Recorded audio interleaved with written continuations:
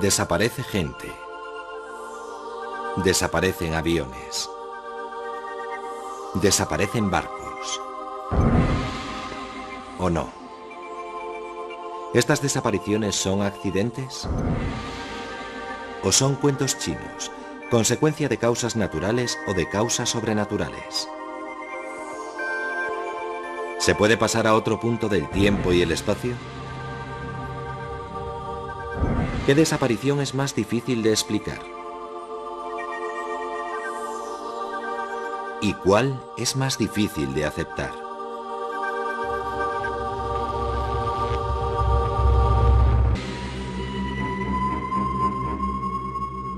El 23 de septiembre de 1880, David Land salió de casa y se adentró en su finca. Saludó al juez local que pasaba por allí. Al cruzar la finca se volvió hacia su mujer y sus dos hijos, y entonces, a la vista de los 4 testigos, David Land se volatilizó. No había agujeros en el campo, ni ninguna indicación de cómo pudo desaparecer. Solo se encontró un rastro. La primavera siguiente, Sarah, la hija de Land, descubrió un círculo de hierba seca justo donde había desaparecido su padre. Algo le hizo llamar a gritos a su padre creyendo oír un grito ahogado de él. Se esfumó y nunca se supo más de él.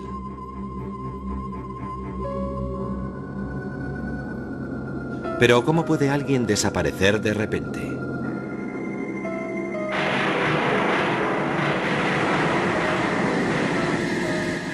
¿De verdad pueden desaparecer personas y cosas sin dejar rastro, llevadas de nuestro mundo por algo sobrenatural? Para buscar la verdad hay que preguntar a los testigos, que siguen sin poder creer lo que vieron con sus propios ojos.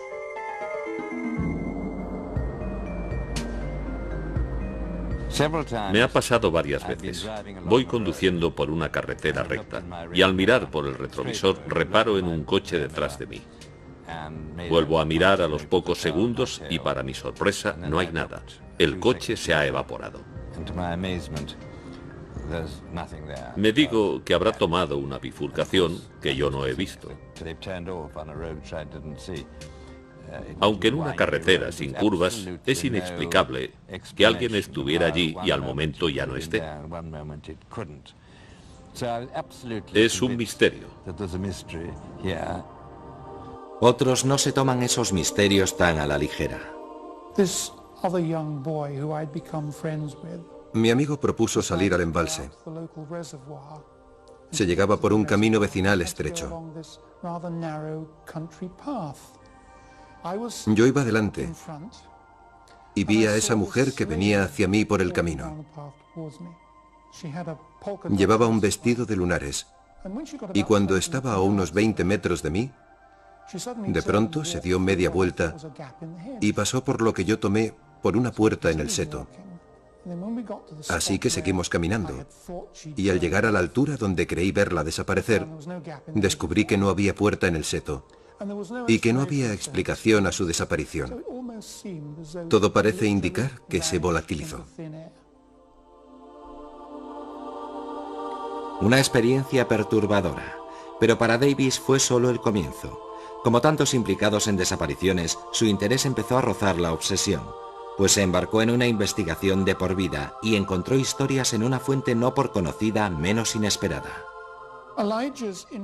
Elías es interesante, porque era uno de esos profetas melenudos que de repente se materializa de la nada, en el primer libro de los Reyes, y luego desaparece.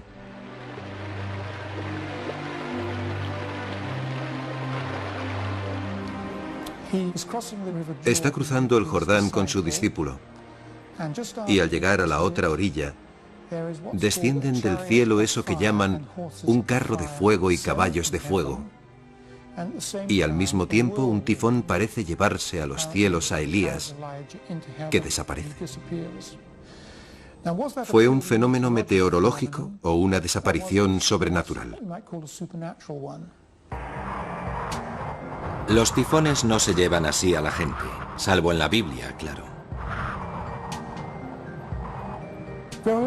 Muchas veces, una desaparición va acompañada de oscuridad.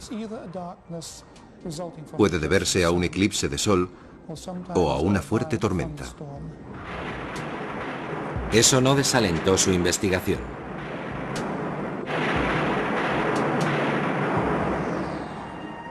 Como tantos obsesionados con las desapariciones, Rodney Davis siguió hasta la antigua Roma y el misterio de Rómulo, fundador de la ciudad. Existen 4, 5 o incluso 6 relatos distintos de su desaparición. Una versión dice que desapareció en el templo de Vulcano. Según otra, fue en un lugar llamado Marisma de la Cabra. En esta ocasión, hay tanto un eclipse de sol como una gran tormenta. En esa oscuridad desaparece y no se le vuelve a ver.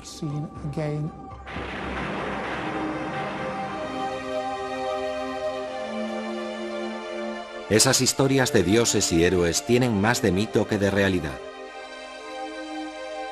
Durante siglos no ha pasado un solo año sin que alguien desapareciera. La de Amelia Earhart es la típica desaparición de la aviación que se convierte en leyenda. Ocurrió hace 60 años y 1 millón de palabras. Y la leyenda sigue creciendo. Cuando desaparece alguien tan famoso y de modo tan misterioso, no podemos dejarlo correr. Necesitamos una explicación. El misterio da paso a la obsesión. Fanáticos como Rick Gillespie intentan localizar la tumba de su heroína. La obsesión de la propia Earhart era dar la vuelta al mundo, aunque fuera por la ruta más peligrosa, cerca del Ecuador, sobrevolando océanos. Su avión era un Lockheed Electra especialmente preparado. Su primer intento casi terminó en desastre. Pero Earhart no se amilanaba fácilmente. Aplazó el vuelo y el 20 de mayo de 1937 sobrevoló América hasta su primera escala en Florida. Según las malas lenguas, Fred Noonan, su copiloto, era un gran bebedor, pero Amelia confiaba en él, sobre todo por su conocimiento del Pacífico. En Miami se revisó a fondo el Electra. En la madrugada del 1 de junio reanudó su viaje. El mundo entero contenía el aliento esperando noticias de cada escala. Cruzó el Atlántico, sobrevoló el desierto africano y siguió hasta lugares de nombres evocadores, como Karachi, Calcuta, Rangún, Bangkok. Tras algunos contratiempos menores y una tormenta monzónica, el 1 de julio llegó a Papúa Nueva Guinea. Había logrado recorrer 22.000 millas. La etapa siguiente era la isla Howland, un punto diminuto en el Pacífico Sur de 3 kilómetros de largo y 800 metros de ancho. Era un territorio americano de importancia estratégica. Estados Unidos sospechaba que Japón concentraba fuerzas militares en la región.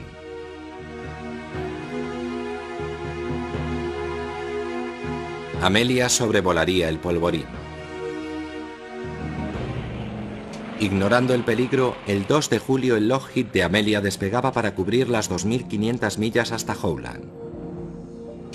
Confiaba en sus instrumentos, en Noonan y en la suerte. A las 15 horas de vuelo, los operadores de radio captaron un mensaje.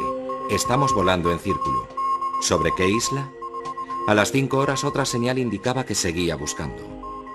No contestó más mensajes. Amelia Earhart, Fred Noonan y el Electra desaparecieron sin dejar rastro.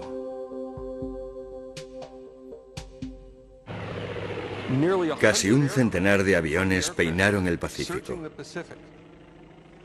No encontraron nada.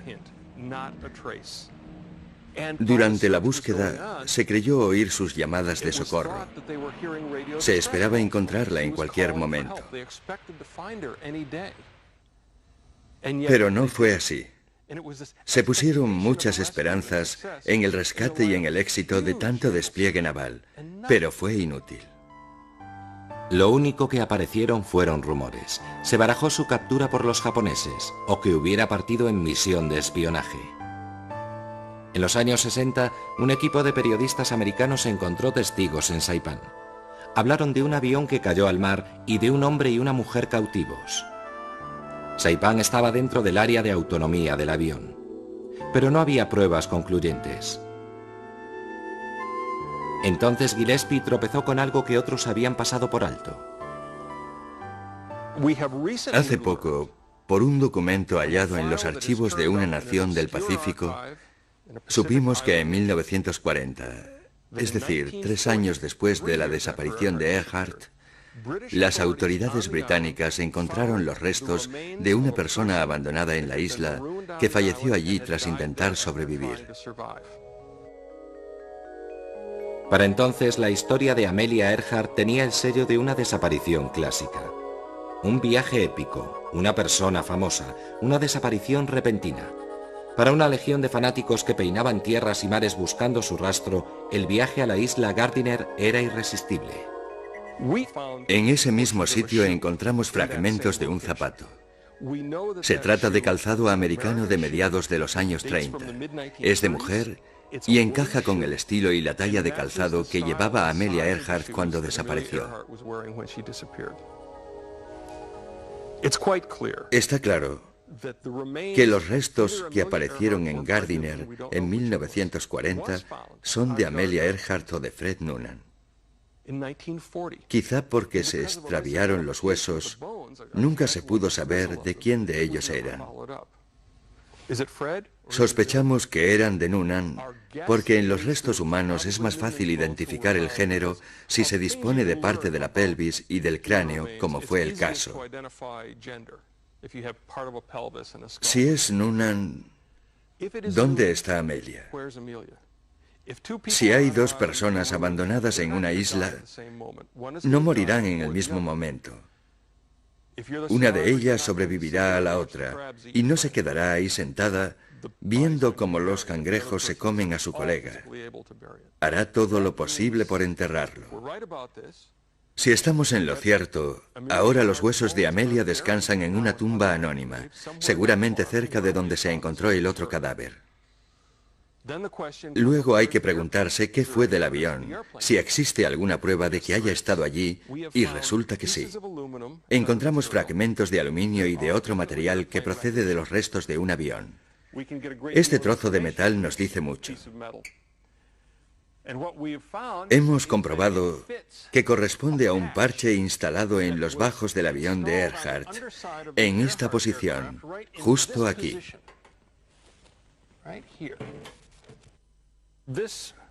Este fragmento es plexiglas y tiene un grosor determinado y una curvatura precisa que permiten identificarlo como un fragmento de ventanilla lateral del Lockheed Electra de Earhart. Y también es muy importante que no corresponde a uno de los aviones de la Segunda Guerra Mundial que había por la región. El último mensaje de Earhart decía: estamos en la línea de posición.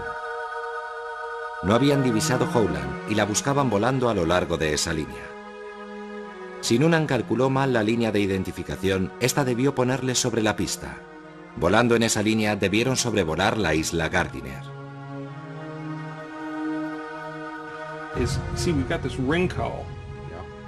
Rick Gillespie seguirá buscando el avión y los efectos personales. Puede parecer de mal gusto, pero necesita pruebas para resolver el enigma. Aún hoy, 60 años después de su fatídico vuelo, Earhart sigue siendo un ídolo capaz de inspirar a otros.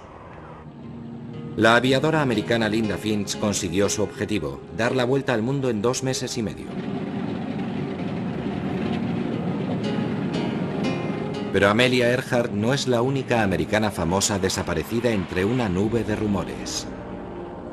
El 15 de diciembre de 1944, Glenn Miller, el director de orquesta más famoso del mundo, se volatilizó.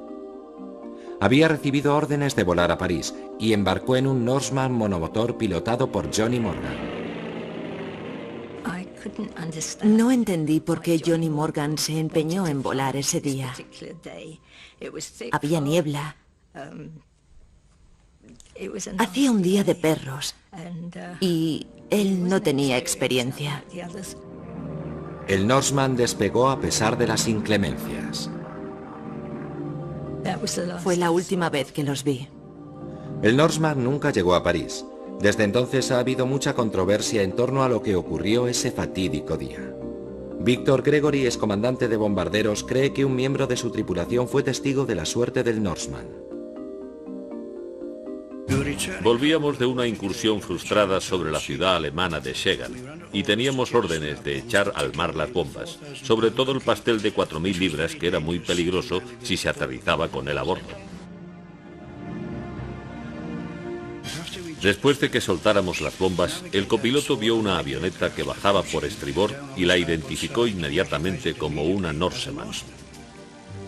Estoy convencido de que se vio atrapada en la onda de choque de uno de los pasteles de 4.000 libras que explotaron a la vez y desapareció en el mar.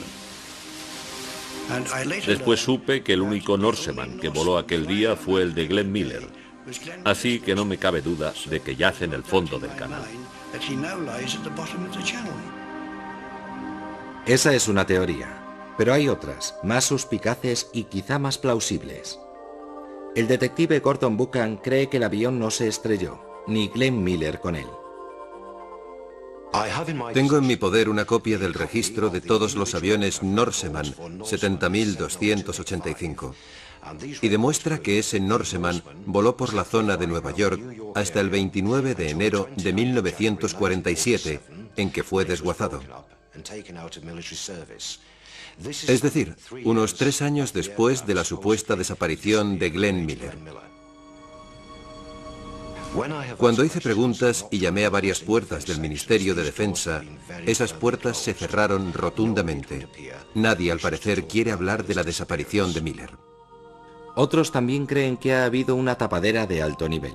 Un alto oficial dijo a Udo Ulfkott que la inteligencia estadounidense se había inventado la historia de la desaparición, por motivos de delicadeza y de decencia.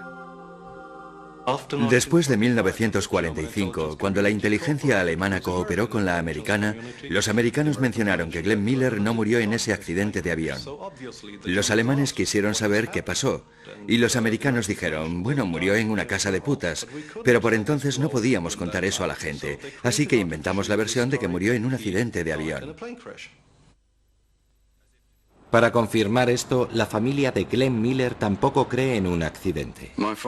Mi padre Herb, hermano menor de Glenn, no se tragó los cuentos que los militares contaron a la familia. Creía que Glenn padecía una grave enfermedad, cáncer quizás, porque Glenn fumaba como un carretero. En las últimas fotos que tenemos de él, sus uniformes cortados a medida le vienen grandes, le sobran por todas partes. Mi padre cree que murió de muerte natural. Como en tantas desapariciones, escasean las pistas, aunque puede haber una en la última carta de Miller enviada a su hermano Herb. Cuando recibáis esta carta, ya estaré en París, lanzándome en picado sobre el canal. Lanzándome en picado sobre el canal. Y de repente aparece alguien con su chapa de identificación y seguirá llegando gente con esas ridículas y estúpidas teorías. Y creo saber qué nos diría hoy Glenn si pudiera hablar. Diría, no intentéis averiguar qué me pasó. Los misterios son buenos para el negocio.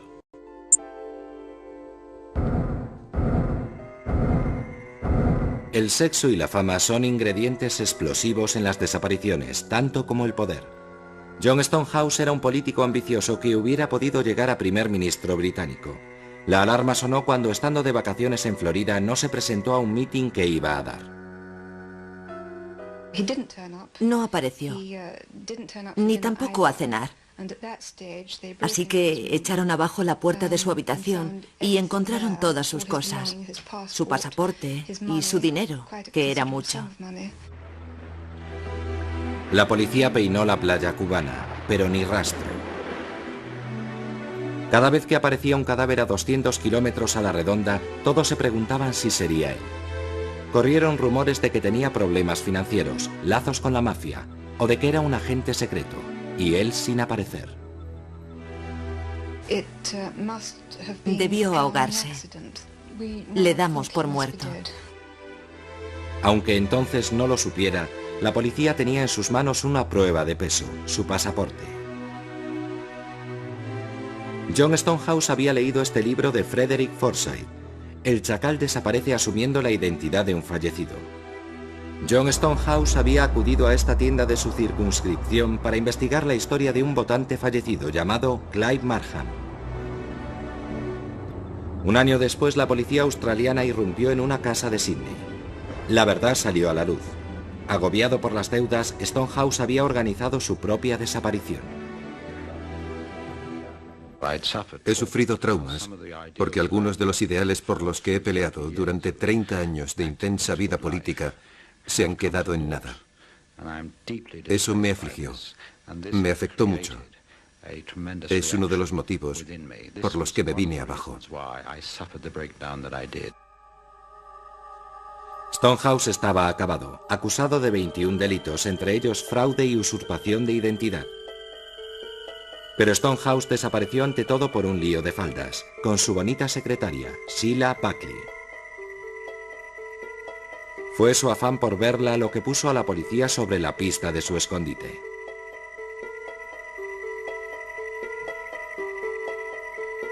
A los 11 años del misterio, Stonehouse desapareció definitivamente. Caído en desgracia, arruinado y olvidado, murió junto a Sheila Buckley, la amante por quien renunció a todo, incluso a su propia identidad.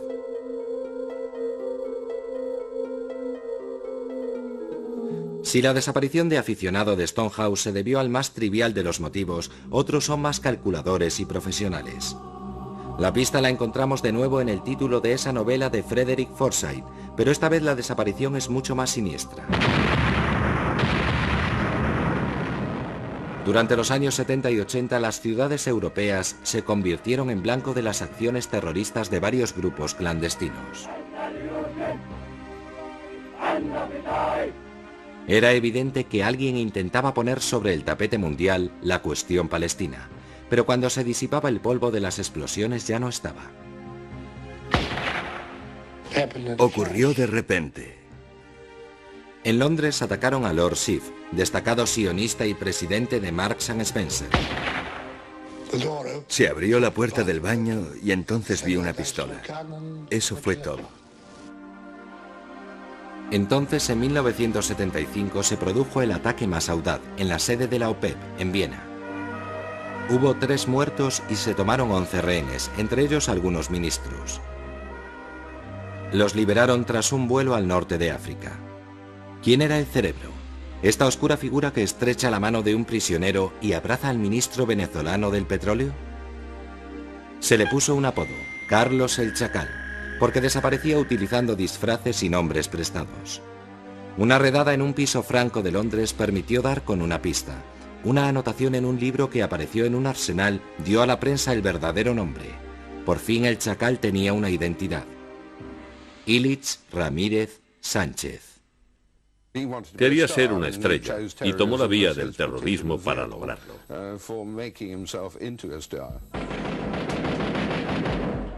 El Chacal utilizaba la más sencilla de las técnicas para desaparecer. Se escondía entre el gentío.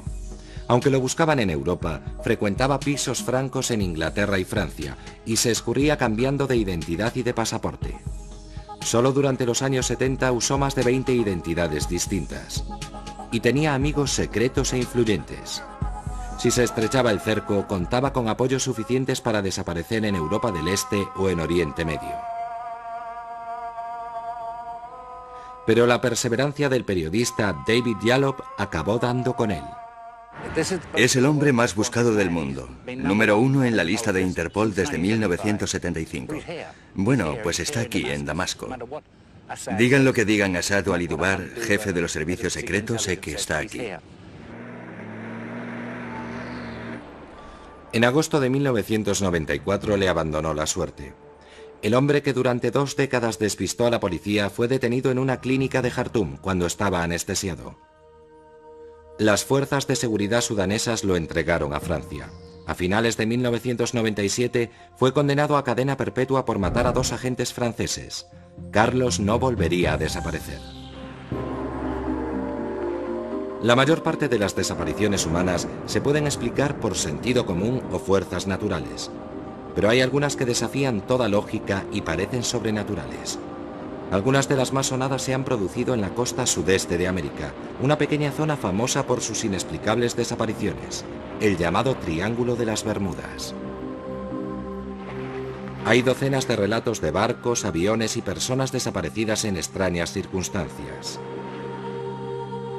como el Witchcraft. El 24 de diciembre de 1967, a una milla de la costa de Miami, un Buoy 7, un yate de recreo, se hizo a la mar con el propietario y un sacerdote a bordo. Al poco emitió un mensaje de llamada urgente al guardacostas. Este tardó unos 20 minutos en alcanzar su posición, pero cuando llegó a la zona, no quedaba rastro del yate. Hacía muy mal tiempo aquella noche. Debieron pensárselo 2 veces antes de salir. Era un barco pequeño, de noche y con mala mar. Para mí no tiene nada de misterioso. Por cada convencido de la existencia del Triángulo de las Bermudas también hay un escéptico, como Larry Kuss. Cree que muchos de los misterios tienen una respuesta lógica, como el caso del Rubicón, que apareció a la deriva frente a la costa de Florida con solo un perro a bordo.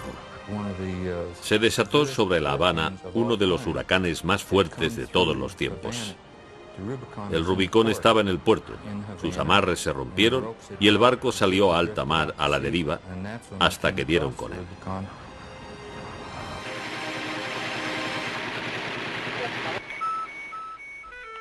Los guardacostas creen que hay razones muy sencillas que explican la desaparición de tantos barcos en el Triángulo de las Bermudas. En su opinión, las circunstancias son triviales, la gente está poco preparada y se pierde. Cada poco nos llaman motoras diciendo que están en apuros. Nos dicen dónde creen estar y muchas veces los encontramos a 40 o 50 millas de la posición que creían tener. En una ocasión me llamó una mujer preguntando dónde estaba Bimini, pues no salía en su mapa. Le pregunté, ¿qué tipo de carta tiene? Y me contestó, tengo el diccionario abierto por el Atlas Mundial. Sale a navegar por la corriente del Golfo con un Atlas Mundial.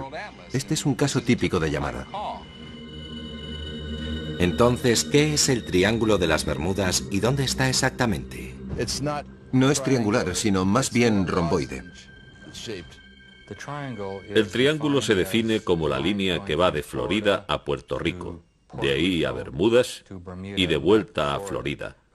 Aunque realmente este solo es el centro de una zona más amorfa y mucho más grande, donde se supone que se han producido los casos.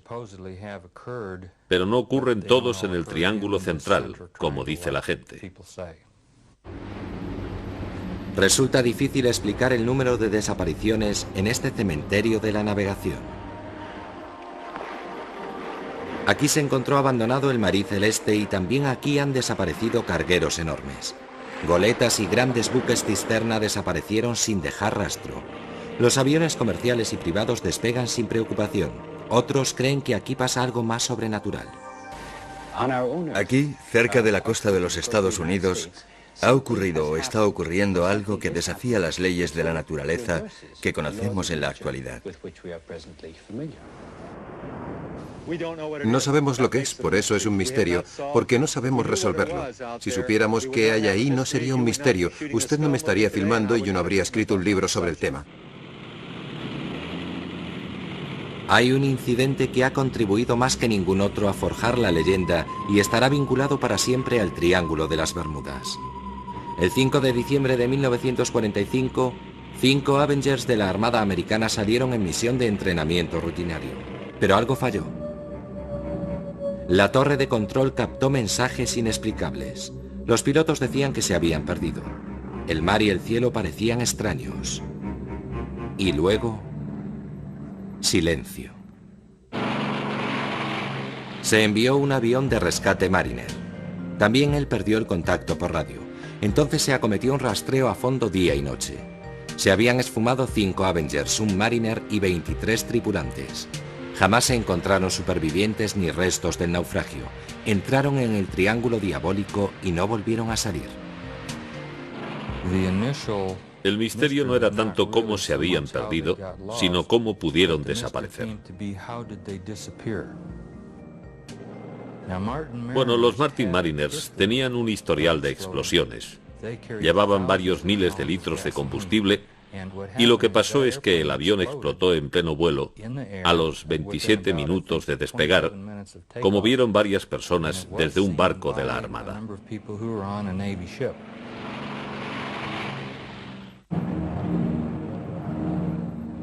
¿Y qué pasó con los 5 Avengers? Se perdieron, se quedaron sin combustible y cayeron al mar antes de que llegara el socorro.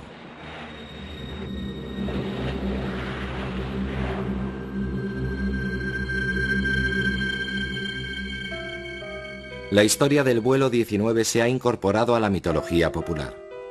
De vez en cuando aparecen noticias de que han reaparecido aviones perdidos.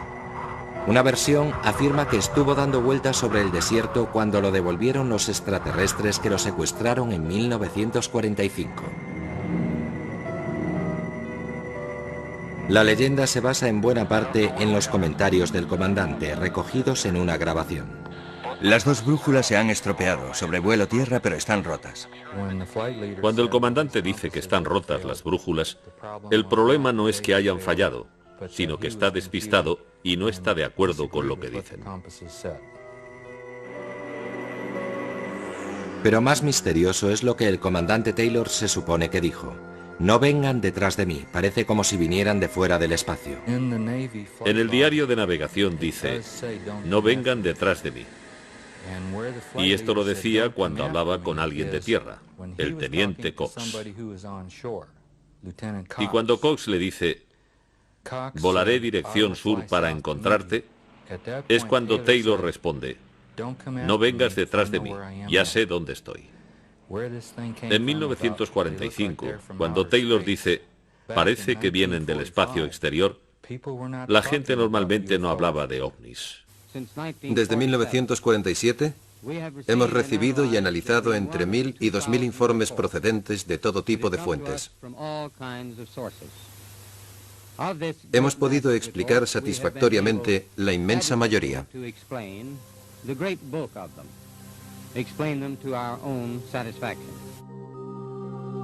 El único problema de los desmentidos oficiales es que la gente los toma por una prueba más de que se están ocultando los hechos. Pero algunas de las pruebas de las visitas de naves espaciales son increíbles.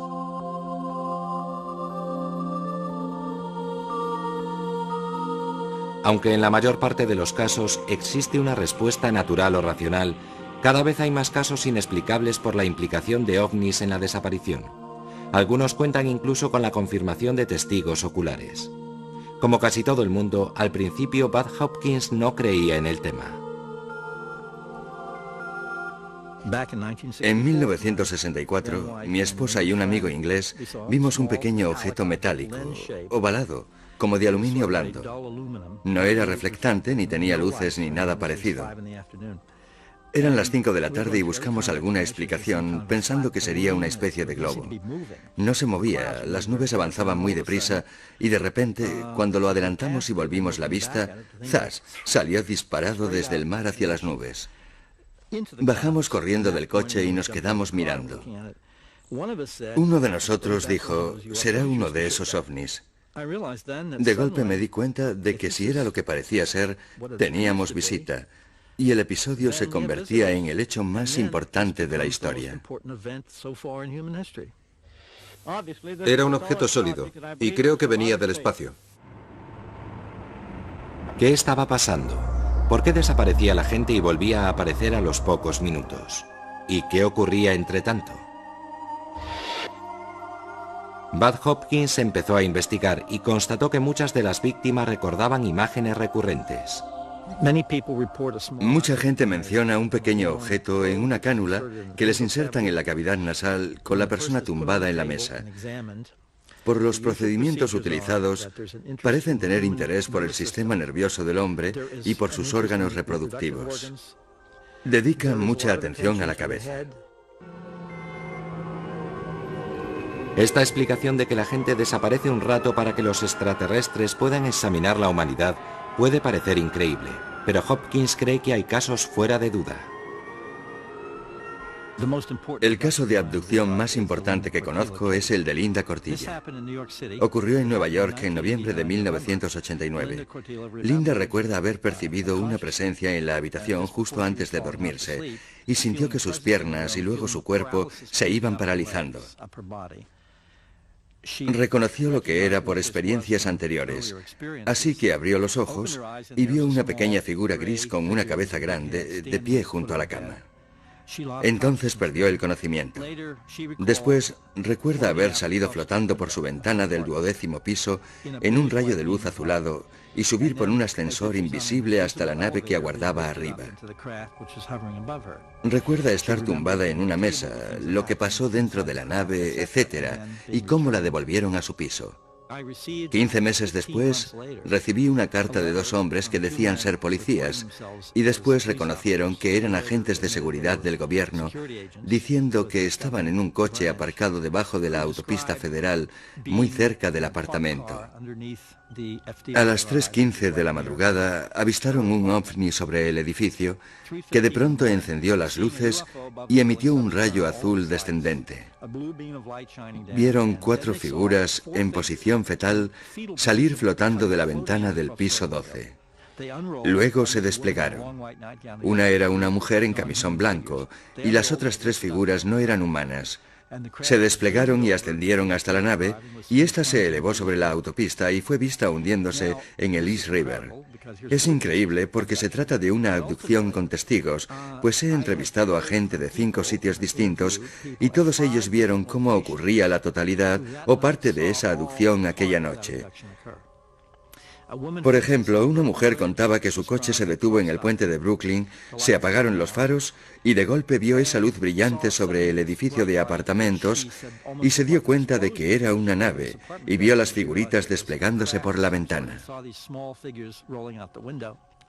Me dijo, era tan real que parecía un truco. Creí que estaban rodando una película con efectos especiales.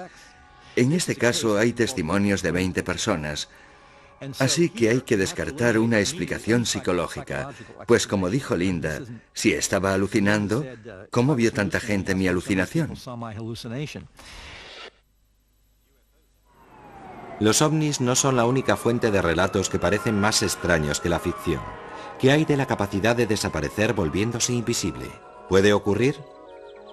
La psicoterapeuta Donna Hybe cree que es posible y tiene varios ejemplos. Han salido a la luz muchos casos de invisibilidad espontánea. Primero fueron 1 o 2, pero luego me quedé atónita al descubrir que eran muchos. La gente contestaba a mi encuesta desde todos los rincones del mundo. Por ejemplo, Adrienne, en Lancashire, Inglaterra. Una noche entró en un bar con un amigo y este tuvo que ir al baño. Ella esperó sentada en el bar. Cuando volvió del aseo, él la buscó. No la vio. Cogió algunas cosas que tenía en la barra y salió corriendo del bar. Ella se quedó allí, preguntándose qué le pasaba, y al poco su amigo volvió a entrar y le preguntó dónde se había metido, qué le había pasado, y ella le contestó, «Pero si no me he movido de mi asiento». Y él dijo, «Imposible, vine aquí y no estabas». Y ella, entre tanto, veía todo totalmente normal, pero por algún motivo, durante unos instantes se volvió literalmente invisible. En otra ocasión, esta mujer quiso comprobar su sensación de que era invisible. Así que entró en el aseo de caballeros. Diciéndose que si no la miraban allí, no la mirarían nunca. Y dice que nadie la vio. Dejando a un lado los ovnis y lo paranormal, ¿Existe una base científica para las desapariciones? La idea de Einstein era que es la materia, la energía materializada, la que induce la curvatura del espacio y el tiempo. Según Einstein, teóricamente es posible viajar en el tiempo. Entonces, ¿podría desaparecer una persona al viajar al futuro? Para que esto funcione, Einstein sugirió un concepto asombroso, llamado antimateria. Si tuviera gran cantidad de esta antimateria o densidad de energía negativa, podría producir una deformación del plano temporal. Al provocar esta curvatura negativa del espacio y el tiempo, este se vuelve más lento y permite hacer cosas que aterrarían al más entusiasta de la ciencia ficción. Hawking dice que si pudieras provocar este efecto, no es tanto que pudieras retroceder en el tiempo, sino que podrías ir al futuro a un ritmo distinto. Esta deformación del tiempo podría tener que ver con los llamados túneles del tiempo, que pueden conducir a la desaparición al conectar dos momentos en el tiempo producidos en el mismo punto en el espacio. Nuestro universo es tridimensional, pero podemos imaginar que es bidimensional como esta hoja de papel. Y si vivimos en Pasadena, aquí, y aquí está Londres, hay miles de kilómetros entre las dos. El universo es curvo, así que a través del hiperespacio, la distancia de Pasadena a Londres es solo de unos metros. Y aquí está este pequeño conducto, este túnel que nos llevará de Pasadena a Londres por esta distancia tan corta. Imaginemos un túnel con una boca aquí y otra allí. Hay tres posibilidades de distorsión del tiempo. La primera sería que si meto el brazo por esta boca, aparece por allí al mismo tiempo. La segunda posibilidad es que cuando meto el brazo por este agujero, sale por allí al cabo de algún tiempo. Y la tercera es que si entro por este agujero, salgo por allí antes de haber entrado. Veamos cómo funciona. Sea cual sea el camino, esta deformación del plano temporal provoca una desaparición. Viajar por el tiempo entra dentro de lo posible, pero en ese caso estaríamos invadidos por turistas del futuro. Un tipo extraordinario. Lo llama predicción cronológicamente segura. Protege la historia. Vamos, que no puedes volver al pasado y matar a tu padre y a tu madre, porque entonces no existirías. Sería una contradicción. Quizás se pueda retroceder en el tiempo, pero aún no ha llegado nadie desde el futuro a nuestra era, porque el futuro está muy lejos, y cuanto más retrocedes, más caro te sale. También puede que ya estén aquí y no los veamos, que lleven capas invisibles o algo así. Si son tan listos y con una tecnología tan desarrollada, ¿por qué no puede ser? También puede que estén aquí y los veamos, pero les demos otro nombre, como ovnis o fantasmas o...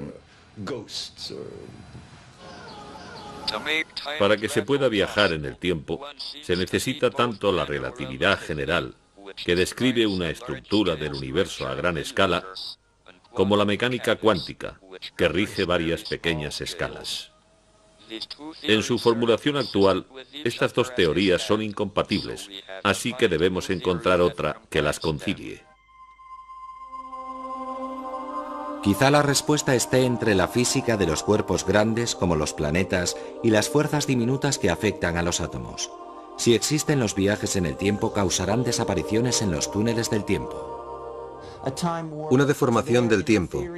La teoría de que entras en un túnel del tiempo, desapareces y sales en un punto distinto del tiempo y del espacio. Es inverosímil, pero en principio esas cosas están ahí, en la teoría. Creo que dentro de 10 o 15 años conoceremos todas las leyes del punto de gravedad. Mi pronóstico, y estoy dispuesto a apostar fuerte contra Hawking, aunque él no querrá, es que cuando tengamos esas leyes dirán que no se puede hacer una máquina del tiempo y retroceder en el tiempo nunca. No apostaría contra la existencia de máquinas del tiempo. Puede que mi oponente haya visto el futuro y conozca la respuesta. Hasta los matemáticos aceptan que el concepto de viajar en el tiempo es inverosímil, pero teóricamente posible, sobre todo si va asociado a la parte más normal y potente de la vida cotidiana, las emociones. Es posible que bajo su aspecto sobrenatural sean las emociones intensas, la tensión, la ira, el miedo, las que anulan de algún modo las fuerzas de cohesión de los átomos y del cuerpo de la persona. Si las interfieres, dejas como una desilusión que puede estar asociada a la teleportación.